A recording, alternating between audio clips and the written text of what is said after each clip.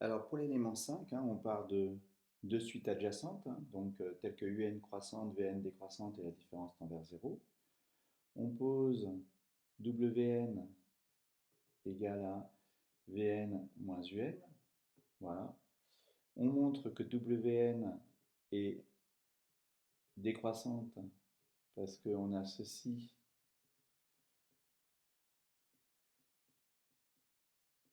on regroupe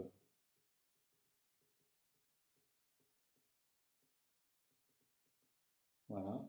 Comme la suite Vn est croissante et décroissante, on a ceci qui est négatif. Comme la suite UN est croissante, on a ceci qui est positif. Comme on fait la différence, ça va être négatif.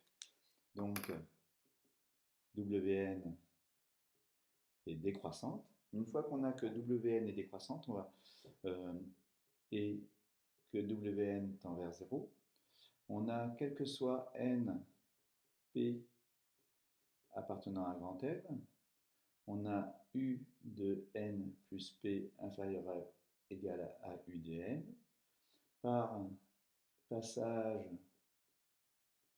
à la limite en p, on a ceci qui tend vers 0 et ceci qui tend vers un. Donc, 0 inférieur ou égal à, alors c'est pas un, c'est wn, pardon, wn, voilà. Donc, wn indice n plus p quand p tend vers plus infini, ben ça c'est une suite extraite, donc ça tend vers 0. Et donc on a cette inégalité. Ceci, quel que soit n appartenant à grand N. Donc Wn est positive. Donc, quel que soit n appartenant à grand N, on a un inférieur ou égal à Vn. Et on a, par décroissance de la suite Vn et par croissance de la suite Un, on a ceci. Donc là, si un croissante, et ici Vn décroissante. Une fois ceci étant dit, on a donc Un qui est croissante majorée par V0. Donc Un croissante majorée par V0. Théorème de la limite monotone, Un converge. On note Un tend vers L appartenant à R. Et on fait pareil, de même, Vn converge, on note Vn tend vers L' appartenant à R.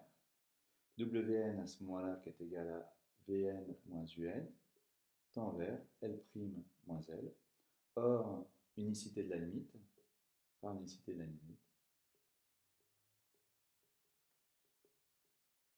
la limite, L' moins L égale à 0, donc L' égale à L. On a montré le théorème qui dit que tout de suite, si on a deux suites adjacentes, alors elles convergent vers la même limite.